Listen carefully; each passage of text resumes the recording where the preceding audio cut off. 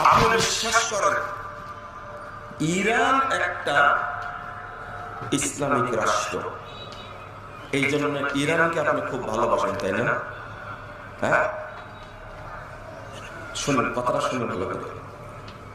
ইরানকে এত ভালোবাসেন এবং মন দিয়ে চান যে বাংলাদেশেও ইরানের মতো ইসলামের বিপ্লব ঘটুক।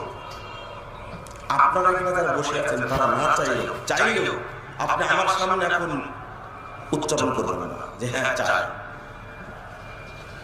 এই যে ইরান সম্পর্কে আপনার যে ভালোবাসা, ইরান সম্পর্কে আপনার যে ভালোবাসা, আপনার ভিতরে ঈমান, আপনি বলবেন যে বলেন কি, যে বলার জন্য শুরু করেছি। আপনি টেনশন করছেন কেন? এই জাতিকে শিখাতে হবে না? খালি একটা প্রশ্ন করেন, এগুলো কেউ বলে না, আপনার খালি খোঁচান কেন? তো খোঁচাবো তো আমি।